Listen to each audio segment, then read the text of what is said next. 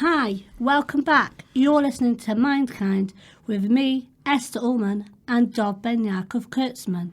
Hi Dov, how are you doing? Hi Esther, how are you doing? It's nice to be back here, and especially in our new studio, which is in Market Street, just off Deansgate, which is part of the Yorkshire Bank. Yes, it's really nice and spacious in here, and hopefully we'll be doing many more opportunities of podcasting here of MindKind. Yeah, it's wonderful in Manchester, the opportunities to help, people like us who are trying to start up with different things, whether it's a podcast or have workshops. And there's a lot of free space in Manchester, and I think that's a wonderful thing and great opportunities. Yeah, especially there's free drinks, I think, and the weather's really nice out, so that also makes a difference to how you feel. Absolutely. Now, do you remember, Esther, there was a serious terrorist incident here in Manchester? Are you talking about the one in the Manchester Evening News Arena attack? Absolutely, a suicide bomber. Do you remember where you were at that time? Yes, I just come home because I was out with a few friends. We went to do some chocolate, cheese and strawberry cake decoration. Right, so you were out baking at the time? Yeah, well, actually we kind of did it with our fingers. We didn't actually put it in an oven. Oh, right. And we made obviously oven-free cake. Mm-hmm. And then I think it might have been even a biscuit, like the triangle, and then you just put like the cream cheese and obviously melted chocolate and strawberries. Probably about 1,000 calories or more in there, Dov. Okay.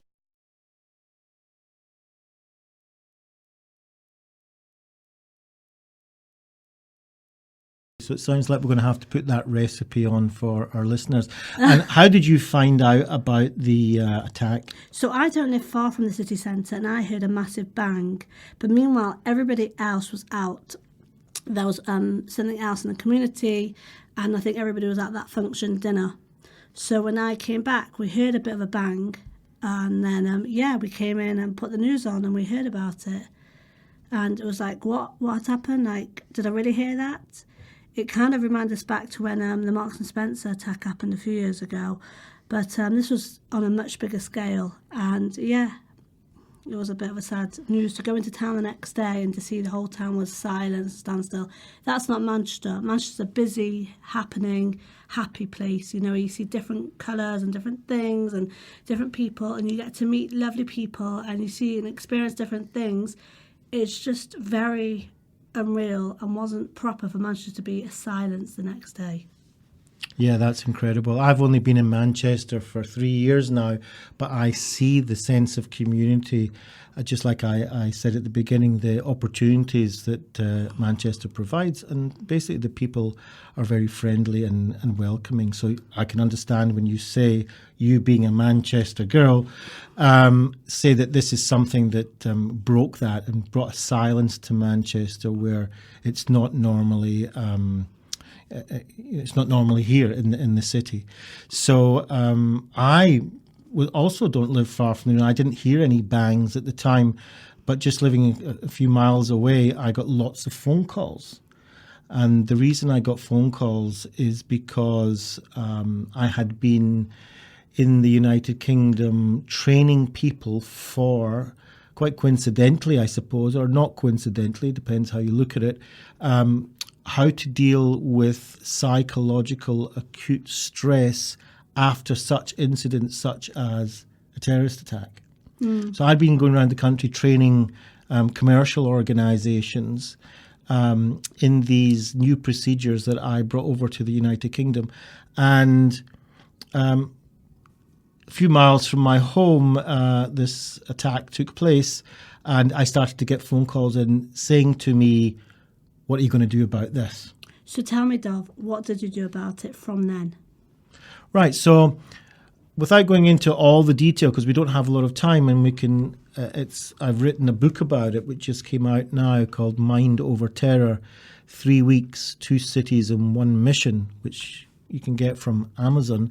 But basically, like you, I went into town, I went to the vigil, and a friend of mine, Anthony Meller, and I basically announced to everybody there through the press that we were going to do the best we can in opening a support centre in the middle of town and train as many mental health workers and people in these new protocols and treatment procedures, and offer a service of support to those affected in the aftermath. As it happens, one of the key members, it's quite an amazing story because it all happened within a matter of hours and days after that announcement. We had a fully functioning treatment centre up and running in Tib Street, and over 70 trained people and a full staff doing shift work in the treatment centre. Wow, that's amazing. Over 70 people. How big was the building in Tib Street? Well, it was actually quite large, and you can read in the book exactly how we managed to build that centre, because it was just an empty space. But one of the key people in helping set it up, getting trained, doing the logistics, helping the people, was a woman called Coralie Hubson. And she's with me now on the telephone. She's from Liverpool.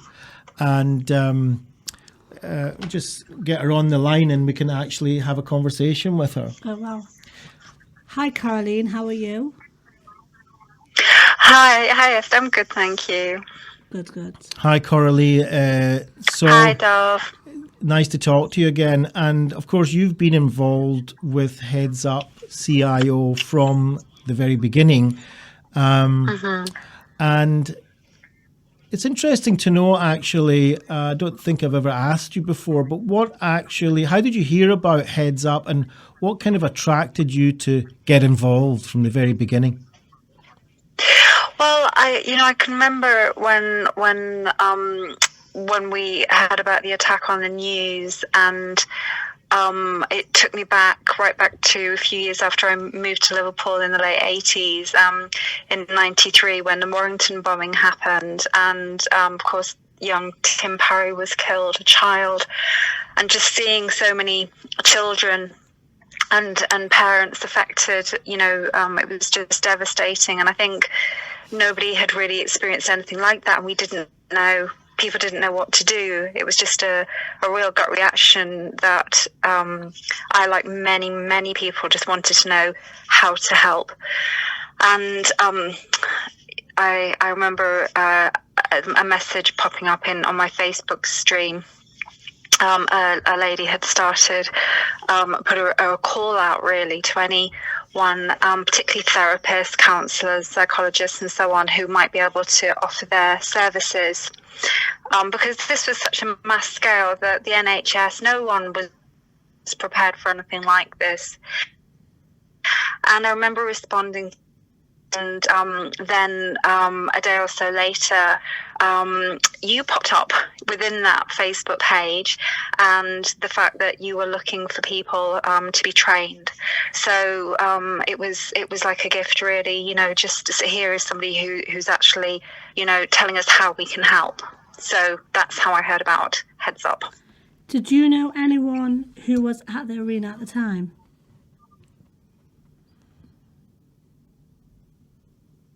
And there were a couple of people who were in my own circle who approached me.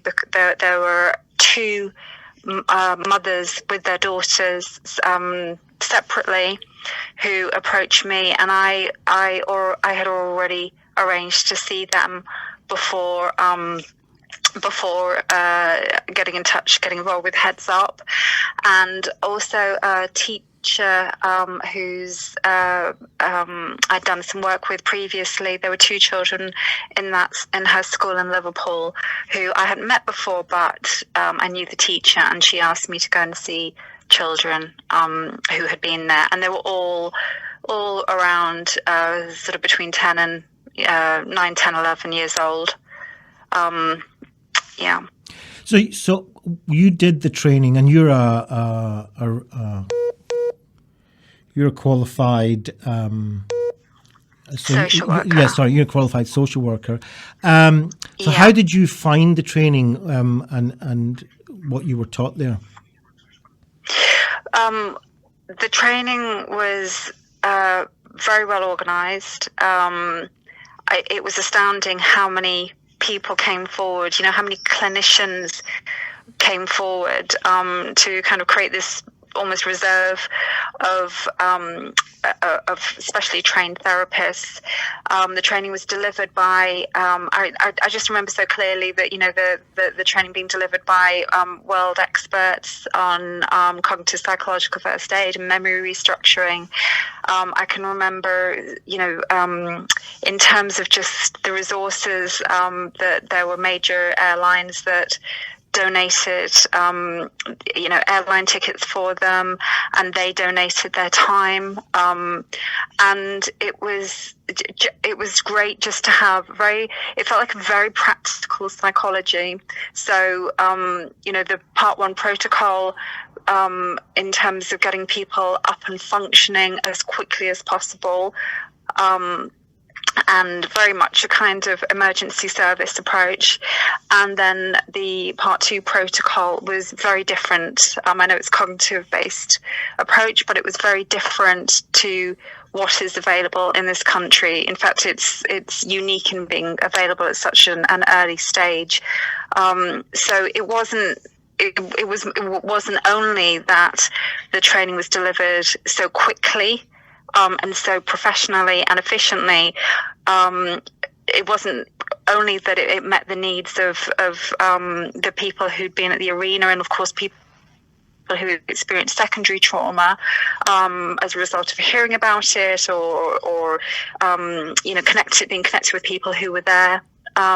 It was that this was a really new approach that we knew had been tried and tested elsewhere. So that was really exciting, and it was really great to be part of that. Although the circumstances, of course, were really dreadful, but it mobilized people very quickly. Now, of course, you can read about these protocols in the book.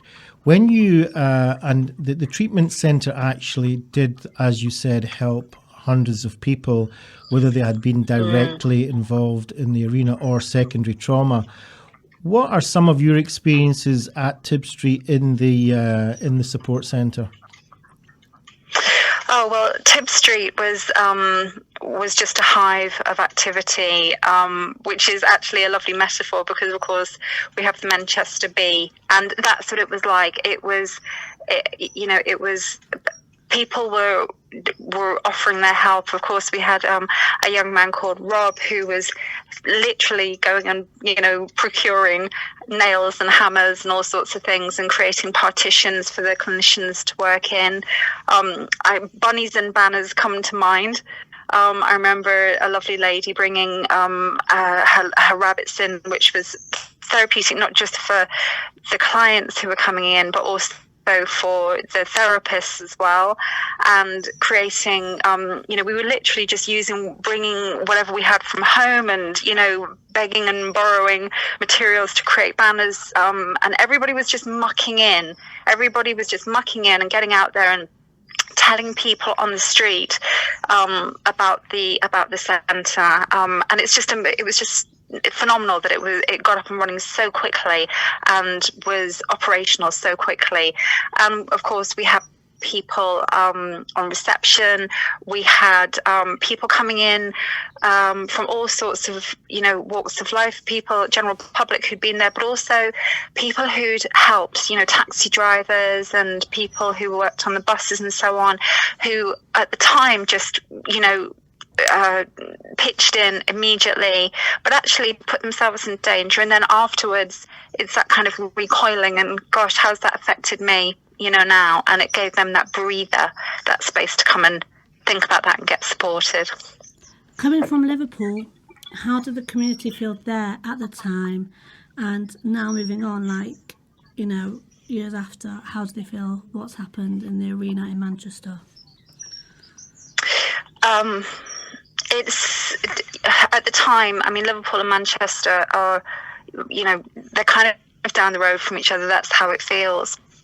And it's hard to talk about actually without getting emotional, because of course at the time we're all very hands-on and practical, but thinking about it, and these are real people, real friends and family who were affected. Everybody was affected, and I think what we hadn't experienced before was this kind of mass trauma on such a big scale, so that it was that sense of vulnerability.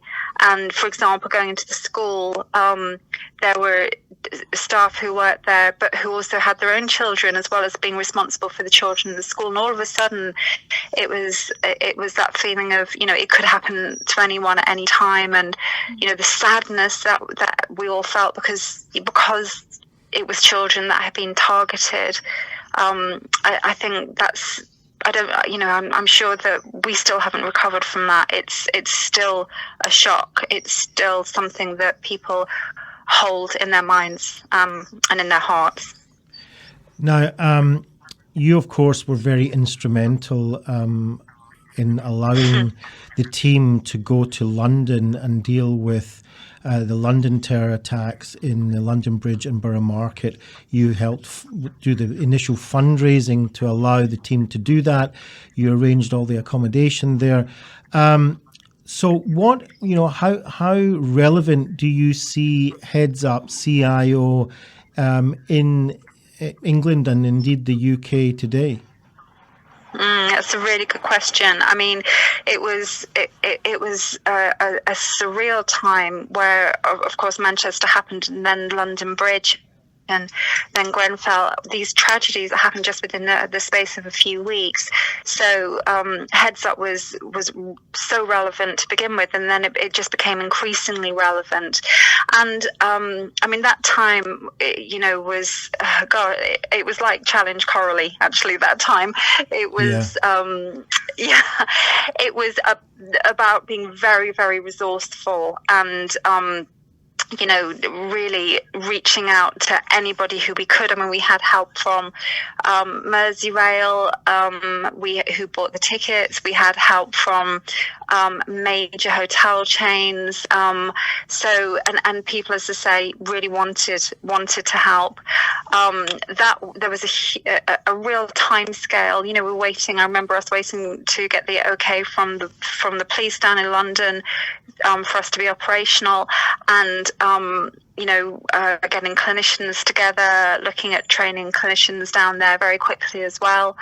And just the practicalities of having not a penny and finding accommodation and so on. It was skin of our teeth stuff. I remember you all travelling down on the train, and we still hadn't secured accommodation, and roping in any member of my, any friends and all the members of my family. And I'm sure you remember, Dov, that my father was the first person to give a donation Absolutely, to Heads Up as well. Papa Bear. Absolutely, who sadly absolutely. is no longer here, but a lovely legacy for him to leave, and something that he believed, having lived through the war, the Second World War. He was a teenager then, so it was really important to him to see to see peace in the world. And he didn't think twice about it when I spoke to him. He just said, that's fine. It was something that was really important to him. And Heads Up now, the fact that, as I say, we're all awake now in this country. Not just this country, I think, other countries as well. We're all awake to the possibility, and we're all aware now that we need to be prepared. And I know you and I have worked on the resilience program for children and young people, so it's about being ready in case that happens. And by being ready, we're helping our communities to become more resilient, and therefore to be able to recover in the future better as well. So, yeah, highly relevant. So, regarding going obviously to venues now, what might frighten or scare a few people is the fact that security measures. Do you think being part of Heads Up, has that helped people feel less fearful when going to public venues? That's a very interesting question. Actually, I recently went to a major concert in Manchester at the Etihad Arena, and the security there is very tight, and it's very present, but it's also delivered. I was very aware of how it was being delivered as well, and that it's delivered in a very calm manner, very respectful manner. And I think that they've been trained to be vigilant, but not to alarm the public. I could see that. So, yes, of course, it's something that I considered. And yes, I think that's definitely changed our approach and the culture of security as well. Wonderful. For the better. Thank you very much. So going forward then, I take it that you recognise that there is a need for the charity heads Up CIO in the country, and also you mentioned the programme that we have of going into schools, the lottery funded, to go into schools and teach them, young people, resilience training as well as the operational side of the charity. So I'd like to thank you very much, first of all, for your time in the interview, and look forward to seeing you soon, Coralie. Yes, and thank you for giving me the opportunity to reflect on what's happened, since then, and for inviting me to be a part of it. It's been an amazing experience, and fantastic that something that's so devastating can be turned into something so positive at the same time. So thank you for that, Dov. All right, thanks, Coralie. See you soon. Thank you. See you soon. Bye now. Thank you. Bye. So that was a very interesting history then that Coralie went over there. Actually, she went in quite detail. Yes, it was very inspiring to hear how she had also participated and volunteered in Heads Up. Now, you've mentioned you've written this book about Mind Over Terror. Do you mind if you just tell me a little bit about the book, please? Okay, so following all these incidents that we've just been talking about, I thought it was very important to bring to public knowledge, kind of what was going on, how it all came about, that Heads Up CIO came together. It wasn't, of course, just me. I could never have done it alone. And in fact, just as you were mentioning, Esther, about the sense of community in Manchester, I wanted to bring to light that sense of community, that sense of people helping people, especially people that they don't know. And I thought that was a beautiful quality that I saw here. And so I wanted to bring that story for everybody to read. Amazing. So if you don't mind just to explain any important points about the book, it'd be nice to hear. Well, one of there's a few interesting little anecdotes in the book apart from the more serious and solemn aspects. But, it's just the fact that so many people came together so quickly, and we had a support centre fully equipped, fully trained staff, shift work, people, a media centre. The place was split, as Coralie said, into different treatment rooms or support rooms. We had, coffee, teas, and, all sorts of things, activities going on there. And we're talking about less than a week. And so much so that we got a surprise phone call from the palace, and that Prince William wanted to meet me and my lead clinician at the time, Susan Yakovo, and we went to Manchester Cathedral and actually met privately with Prince William. So that was a whole experience in itself. Wow, that is amazing that you actually met Prince William, and I'm sure he appreciated all the work you did. Even though such a sad atrocity had happened, it's unbelievable to see that as a community people came together and unbelievably helped one another. We should never have to go through such sad times for people to help one another. People should hopefully naturally want to help one another. Well, I think that is the message.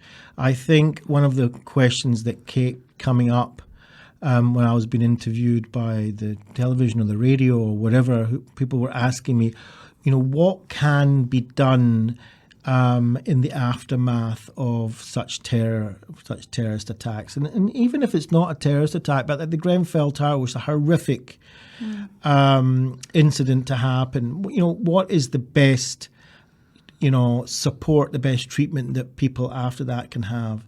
And the short answer is the sense of community has been proven time and time again as one of the best protective factors against psychological health, disorders, if you like, suffering, and also a protective factor for physical illness also. So we are, as human beings, as people, social creatures, and we need to have social contact.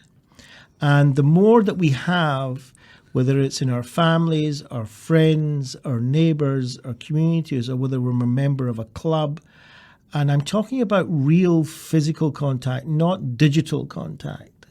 I'm talking about being in the same room as other people, has proven to be very, very powerful from protecting us against extra suffering that we don't need.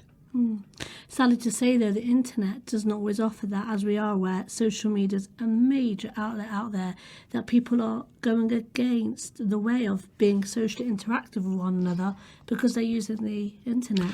Okay, so I don't want to be too much bashing social media and the internet. Like anything else, I believe that these are tools and they can be used for the good or for the bad. They can be used for very important purposes, but they can also be used as things that are detrimental. And it just depends how we use them. But yeah, one of the risks of using digital technology and is that we can maybe, it's possible that we will isolate ourselves from human connection, and locking ourselves away for hours and hours in a room, having connection with other people through digital means might get to a point where we're not actually having real people-to-people in the same room connection. 100% agree on that.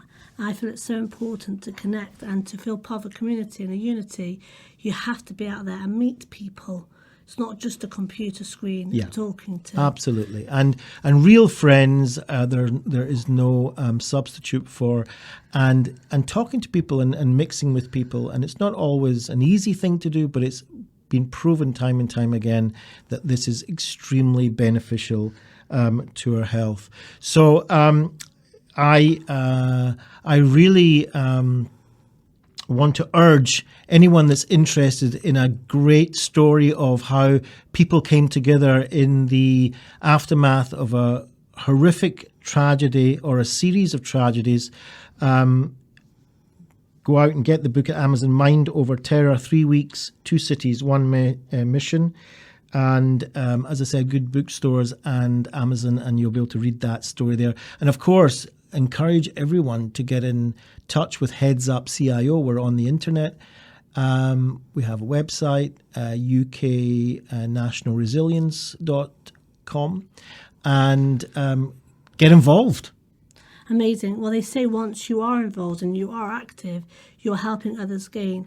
There's one amazing quote I learned from Churchill: when you point one finger at someone, you're pointing 3 back. So we say when you help someone, in actual fact, you're helping yourself, because you never know, one day you might need help from someone, and because you gave someone else help, they are able to return that favour and give it to you. Wonderful, Esther. And I think even though we've got this podcast has been a bit longer than our usual ones, I think it's been worthwhile. It's been a worthy cause, and I like that idea of what you give, you'll get back much more. Yep, definitely. And on that note, Esther, thank you for listening. You've been listening to Dov and myself, Esther, and you can hit us up on Twitter and Facebook at MindKind18.